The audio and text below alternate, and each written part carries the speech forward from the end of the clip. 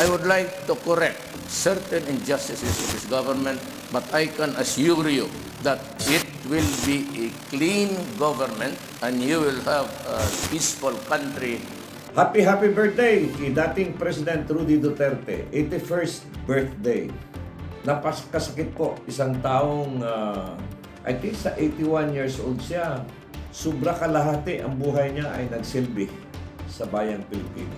Naging fiscal, prosecutor yan yung nagpupunta, yun po yung pupunta sa court everyday para to represent the Republic.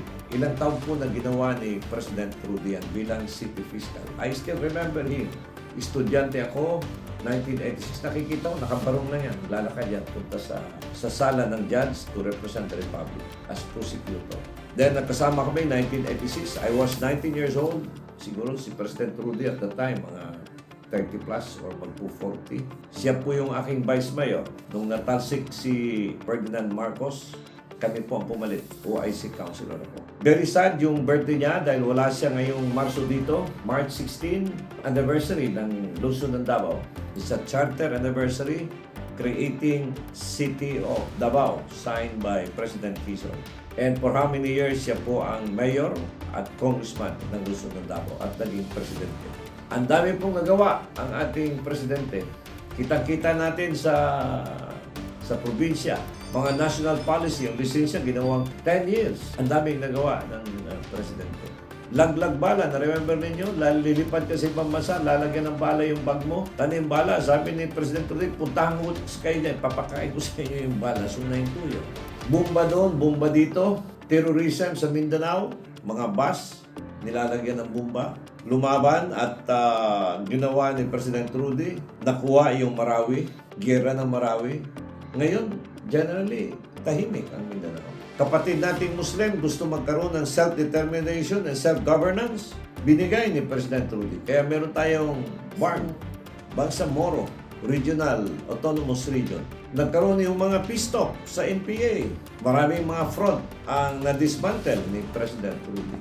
Ngayon, yung krimen dati na nililibing, pinuputol, o ano-ano dyan, rape, tinatali sa kahoy, wala man yan noon. Ngayon, bumabalik. So, ibig sabihin, may diferensya na yun. Bumabalik yung droga, mga kababayan. Meanwhile, trabaho ng trabaho po tayo, hindi po natin alam na yung palang problema. Hindi natin alam yung ating anak ay binibintahan na ng droga. And alam naman natin, pag tinamaan ka ng droga, ubos ka dyan.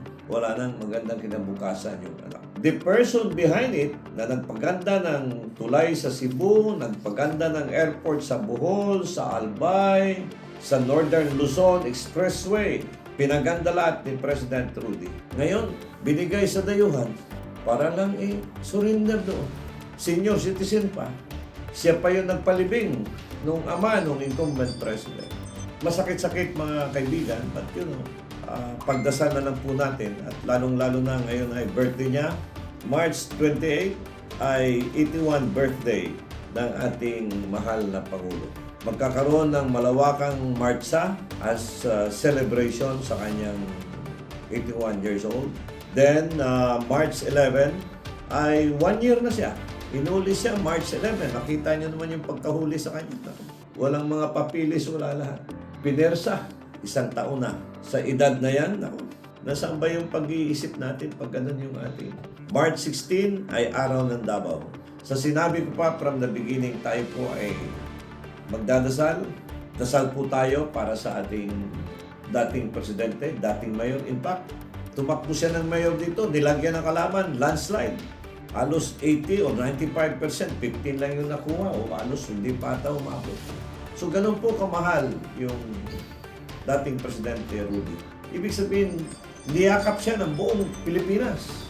But again, bakit nangyari na pinadala dun sa ibang bansa na kaya naman pwedeng gawin dito sa Pilipinas? Nandiyan naman yung ating justice system. Si President Gloria, nagkaroon ng problema, ginawang house arrest. Yung former First Lady, ina nung incumbent. May mga kaso, pero hindi naman inabol ni President Rudy. You know, sometimes sa edad kasi, pag may edad ka na, meron tayong kultura na ginagana. Kasi number one, harmless na yan Sa ating bansa, binibigyan niya ng katulong, nurse, pinapaliguan.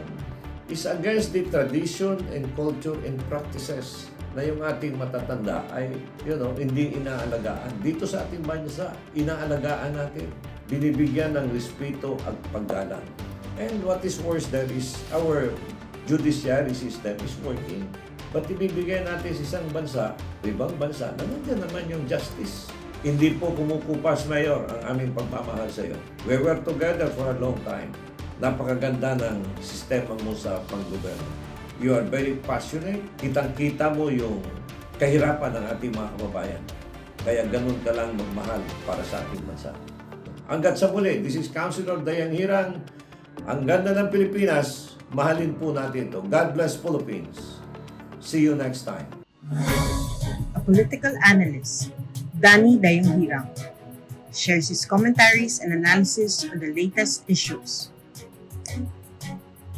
As a veteran public servant, offering his insights and critical thinking. As an educator, he speaks the truth that matters. Our seasoned legislator, Danny Dayang Hirang, is live every Monday, Wednesday, and Fridays at 6:30 to 7:30 p.m. via Facebook. Follow us on our social media platforms for more details. Mahalin natin ang Pilipinas.